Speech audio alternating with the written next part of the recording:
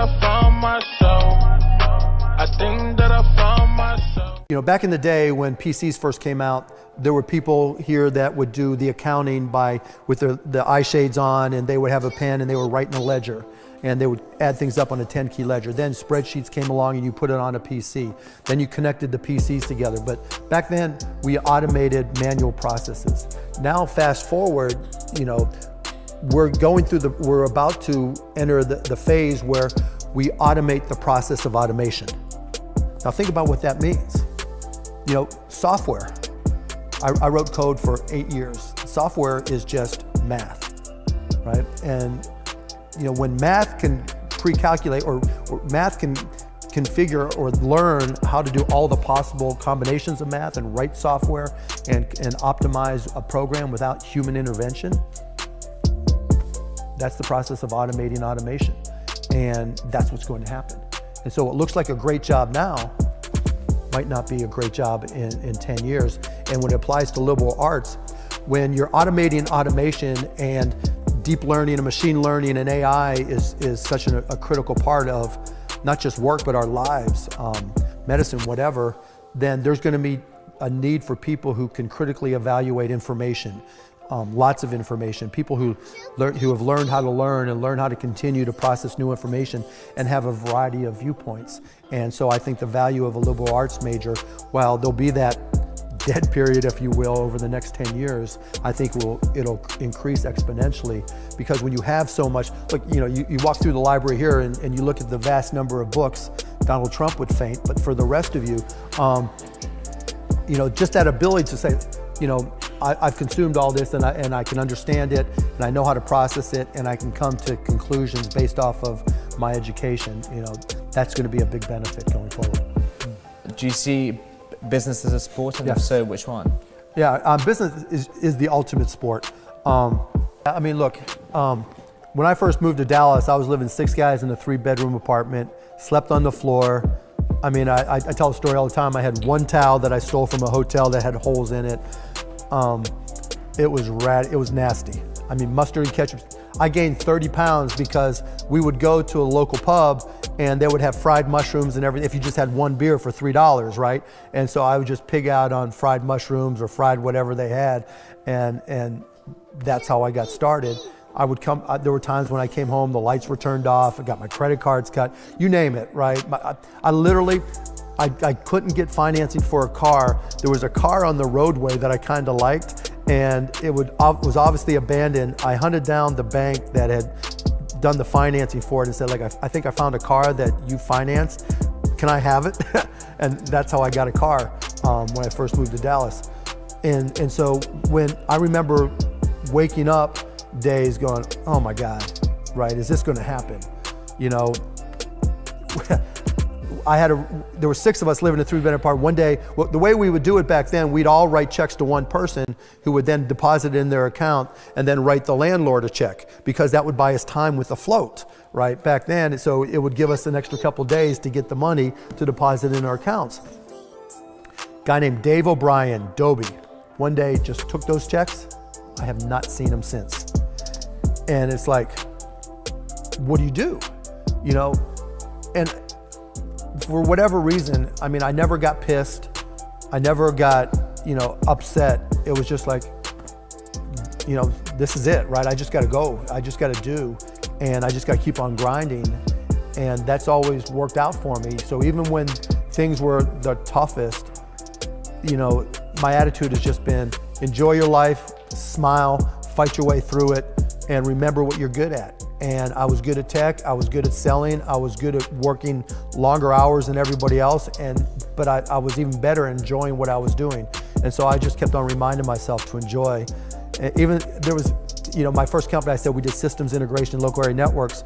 We hadn't been in business 2 years, and we had $84,000 in the bank. And we had a system we thought was right. You know, I went to college, I understood business, we had processes in place. And so we had a process where I would check all the payables, checks and everything, sign them, put them in an envelope, give them to our receptionist to go mail. Well, I got a call from the bank, $84,000 in the bank. Mark, someone was just coming through the drive-through of the bank and all the checks had whiteout, remember the old whiteout thing? and she had written her name over top of the whiteout. I'm like, you didn't cash them, right? Oh yeah, why wouldn't we cash them? 82,000 of the $84,000 we had, gone.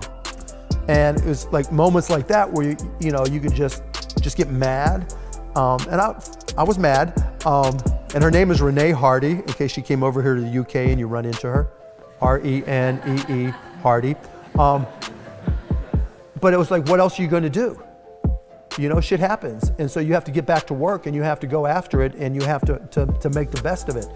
And I think what I learned from all that was there's always gonna be setbacks. There's always gonna be things that go wrong. There's always gonna be things you don't anticipate. Even when you have every I dotted, every T crossed, something's going to go wrong.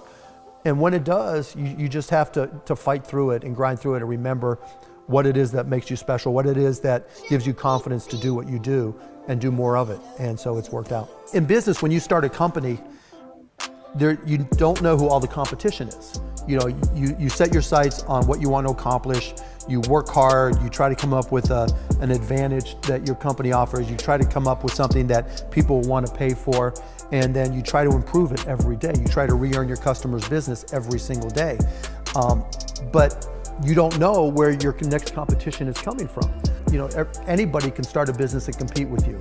So it's nonstop competition that's 24/7 by 365. And to me, that's what I love. Right? I love the competitive juices that come with starting or running a business. I don't know if you guys know what broadcast.com did, but that's how I made all the money.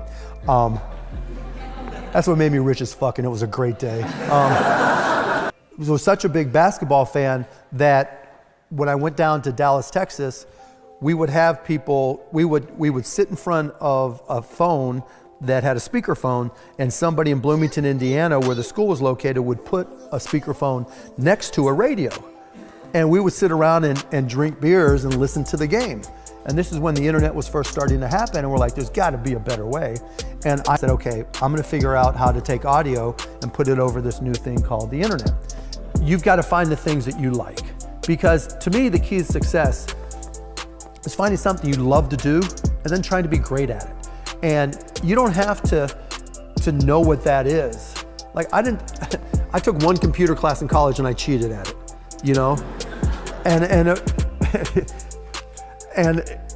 but when I started really getting into it, I could spend 20 hours teaching myself the program and writing programs. And I was like, I had no idea. I love this stuff, right? And I would just sit there and days would go by and I loved it, right? And then as I got more into those businesses, it was like, this is great. I'm having a blast doing this.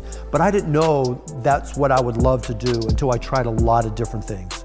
And so you don't have to know exactly what you want to be when you grow up. You don't have to know that you're going to grow up, You just have to try different things. And even if 99% of them fail, you only have to be right one time. You don't have to figure it all out in advance. You can be wrong, you could pick the wrong career, you can pick the wrong job, you can pick the wrong spouse, you can pick the wrong whatever. But you get it right one time, you're set. But if you don't try, and if you don't go out there and try all those different things, you'll never get that one time. And so it's not a question of, okay, how much different stuff do I do, or how many different things should you try? Try them all. Try them all until you find the one you like. And then it's like, it gets really easy, because even when shit fucks up, you're on a mission. You're loving what you do, and then it gets easy. And so that's just the approach I've always tried to instill in people who work for me and myself. Hope that helps. Thanks. The qualities of a true leader. So I'll tell you the way I try to approach things. I wouldn't ask you to do a job that I wouldn't do myself, within reason, right? So if I'm walking around our arena, I'm picking up trash with everybody. If there's a clogged bathroom, I've made the point to go unclog that bathroom, because I want you to do it. I want you to see me making that job just as important to me as it is to you. I always look at my job as to put you in a position to succeed, because if you understand what our goals are and you can define your definition of success within those goals, I'm gonna do everything I can to help you get there. And even if it means you going off into another career or doing your own thing or starting your own company, that's okay by me, because I'm still gonna have a great relationship with you, and you're gonna feel good about the support I've given you. Excuse me. And then from there, if I can define what my goals are. Here's the goal for this company, here's the goal for this team, here's the goal for this organization, here's where we're trying to get to. So goal of the organization, your personal goals, how they fit in, how I can help you achieve these goals, making it clear to you that I'm willing to do what it takes alongside of you. And it's not going to be, hey, go ahead and do it and call me, maybe that's what I